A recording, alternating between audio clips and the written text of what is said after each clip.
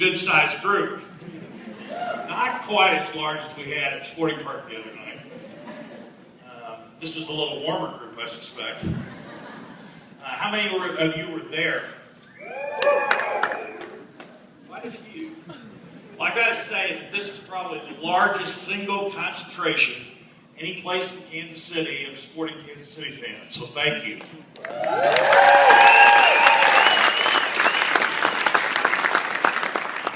Now there was a lot going on the other night.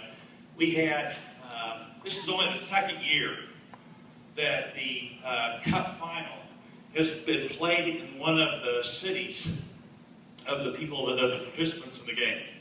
So we changed, as a league, we changed our policy a couple of years ago. Rather than going to a neutral city like the NFL does, is we're going to play it from now on in the city of one of the two participants. And it's determined by which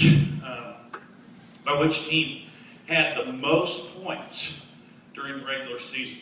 So we didn't win the Supporters' Shield. We finished a point behind New York. So if they'd have been in the final and hadn't lost in the Eastern Conference, they would have hosted the game. But they lost ahead of us, so we had the most points, so we get to host the game. And I've got to tell you that Deloy Hansen, who is the owner of Real Salt Lake, a very nice guy, he was very anxious about having Salt Lake have to come to Kansas City and play in our building. He's been in our building a number of times, and he will say categorically it's by far the best soccer venue in North America. So he was not looking forward to it, and then we did our best to make his anxiety come true. But Real Salt Lake was a very substantial competitor. I think of all the teams that could have gotten in the final from the West, Salt Lake probably concerned us the most, just because of the way they play. They match up very well against the way we play. I know Peter is very respectful of Salt Lake. So it was, as everybody knows, I think it was a good game. There wasn't nearly enough drama at the end. And you can't, it's hard to believe that our two national team players missed 2 of the 3 PKs that were missed. And I know they are both very grateful that it came out like it did. You know, there's been a lot of discussion about what's been going on with the team really over the last 5 or 6 years. You know, we Neil and I and 3 other guys, Kansas City entrepreneurs, ended up buying the team in September of 2006.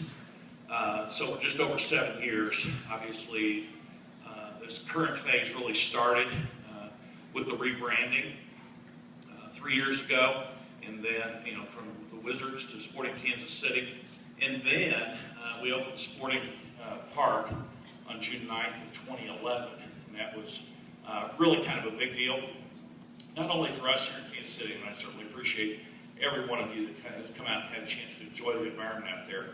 But you know, from a league standpoint, we really didn't, you know, design the building to be the best building in Major League Soccer in North America from a soccer standpoint, but it has really turned out to be that. And I will say that the reason for that, yeah, it's a great building. We took our time designing it. It's designed to work extremely well for the kind of environment that we wanted to have in the building. But the reason the building works is because of the energy that the Cauldron and all of you as fans bring to it. That is absolutely the strongest element of what makes Sporting Park a scary place for our competitors to come in and play. So this was the 18th MLS Cup. Again, it was the second one played with the city of one of the participants. I think it was, Chris, the third that went to PKs. So very, very competitive. It had its nuances with the cold.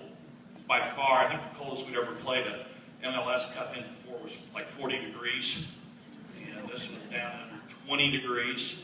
So the weather added a significant component to it. Obviously, field conditions. Early in the game, when the sun was out, it wasn't too bad. Later in the game, it got to be really an issue.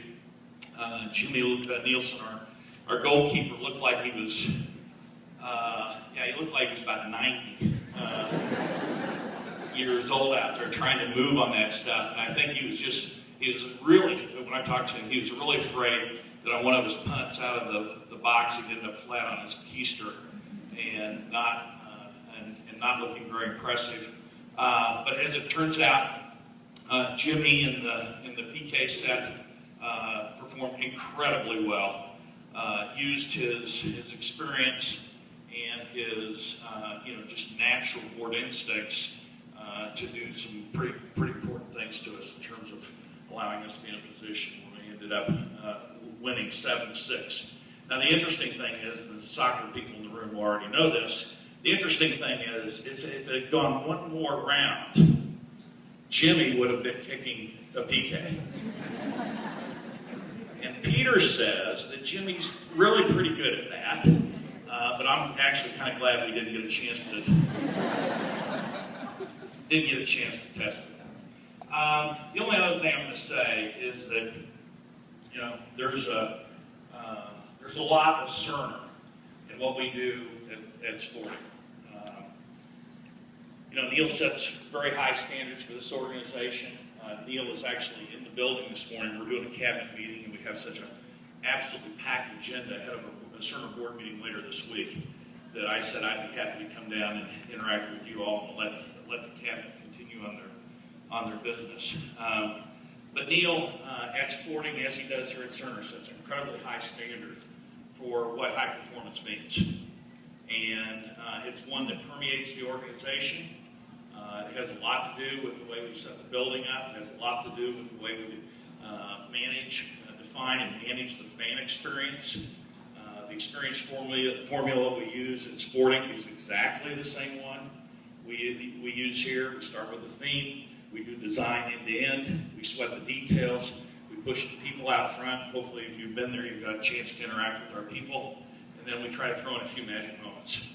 So that formula, and I think we just had the biggest magic moment, but that formula is one that we really stole from Disney, tried and tested here in many environments, including the Vision Center, and then obviously it's the one that permeates everything that we do at sporting. So there's an awful lot of Cerner in the way we do things at sporting.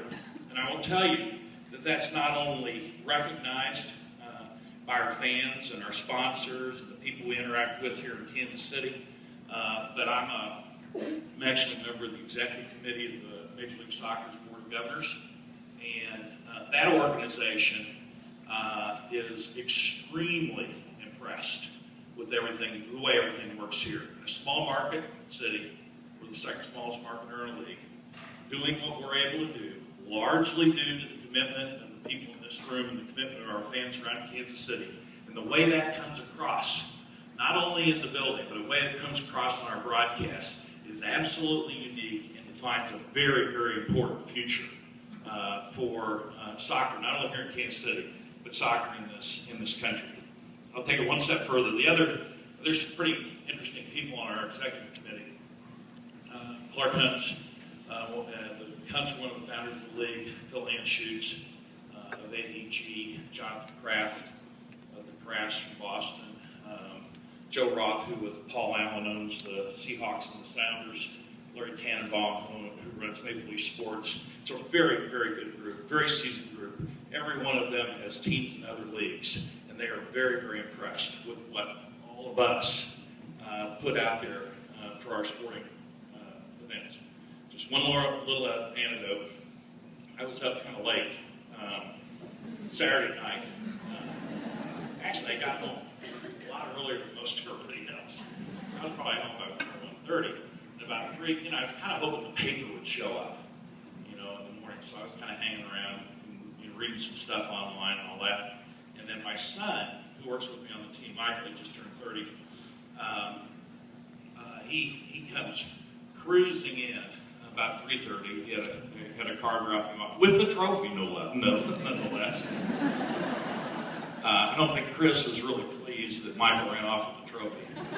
But he takes it back and he lays it on his grandmother's bed, and she's been staying with us for a while, and wakes her up and shows her what he was so proud of. And so it stayed at the house overnight. And it was sitting there on the kitchen counter when everybody came down for breakfast. And I'd been up so late that I was still in bed at 10:30. And I took the cell phone, right?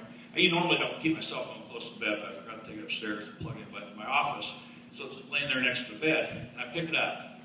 And it was Robert Kraft of the Patriots. And he called and he just said, "Look, Cliff, I'm sorry I couldn't have been there. Jonathan came in for the board meeting, but Robert couldn't be there." He says, "I'm sorry I couldn't be there." He says, "I'm on the way out to Foxborough for the Patriots game."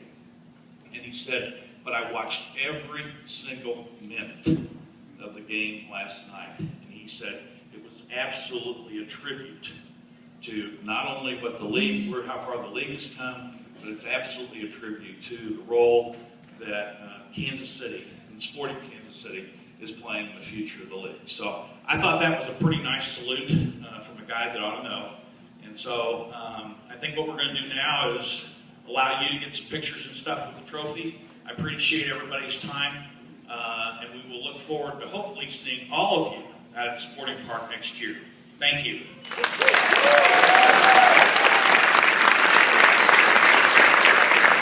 Up again for Sporting KC the trophy. So there will be opportunities for pictures. As you can see, there's thousands of people gathered around here, right? So we're going to, first couple things, we're going to encourage you to take pictures as groups, right? The trophy will be here from what I understand until about 10:30.